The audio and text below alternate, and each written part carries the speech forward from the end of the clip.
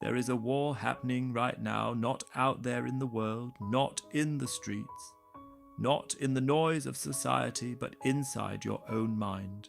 A silent war, a relentless war, a war where there is no audience, no applause, no recognition. Only one outcome: either you take control or you are controlled, and most people, without even realizing it, have already surrendered. They wake up reacting instead of deciding. They think thoughts that were never chosen. They feel emotions that were never questioned. They follow patterns they never designed. They are ruled by fear, ruled by doubt, ruled by habits built in moments of weakness, ruled by a version of themselves that was never meant to lead. But you're here for a reason. Because something inside you refuses to accept that life. Something inside you knows that you were not created to live small, to think small, to stay stuck. You were meant to command, to decide, to build, to rise, to become. And everything begins with one truth. Your mind is either your greatest weapon or your greatest prison.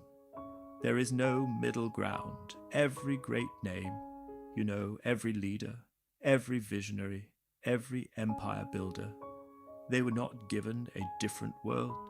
They were given control over their mind when others saw failure. They saw feedback when others stopped. They continued when others doubted they believed. When Thomas Edison failed again and again, he did not accept defeat. He redefined it when Henry Ford was told it was impossible. He did not shrink his vision. He expanded his belief. When Abraham Lincoln lost repeatedly, he did not quit. He commanded himself to continue.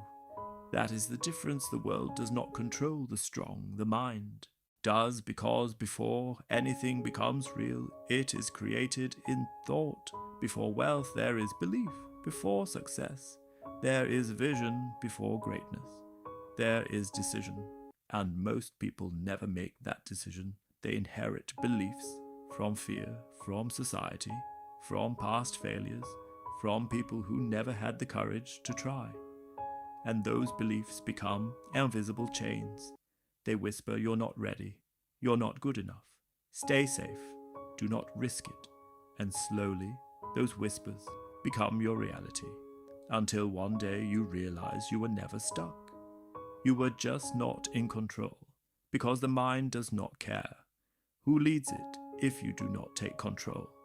Fear will doubt, will excuses will, and they will run your life, while you wonder why nothing changes but the moment.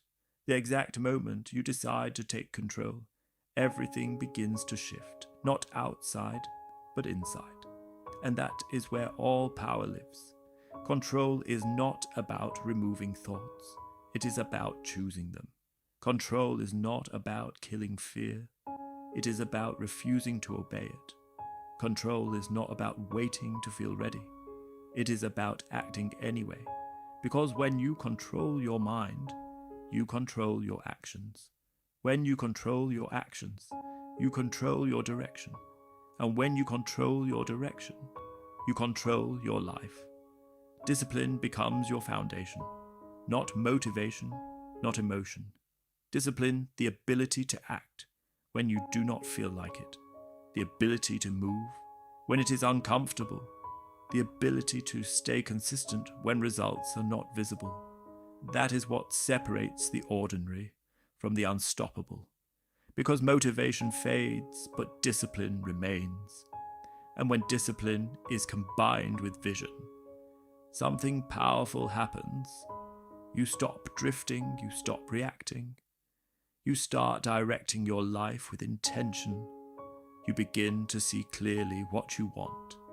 And once that vision becomes clear, distractions lose their power, opportunities become visible, focus becomes natural, and progress becomes inevitable. But the path will not be easy. There will be moments of doubt, moments of fear, moments where everything inside you tells you to stop. And that is where control matters the most, because that is where most people break. They allow one failure to define them. They allow one setback to destroy their belief. They allow one difficult moment to end their journey, but those who command their mind respond differently. They see failure as feedback. They see struggle as growth. They see resistance as a signal that they are moving forward. They do not run from discomfort. They use it. They do not fear pressure. They rise with it. They do not wait for confidence. They build it through action. And over time, something begins to change inside them. They become stronger mentally, sharper emotionally, more resilient.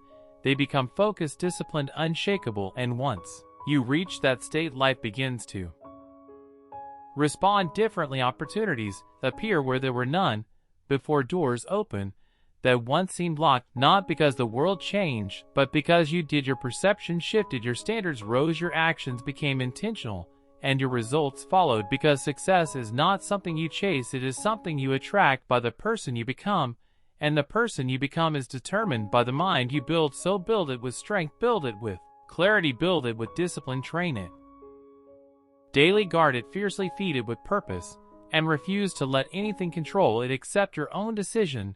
Because at the end of the day, there is only one question that matters: will you command your mind, or will you be ruled by it?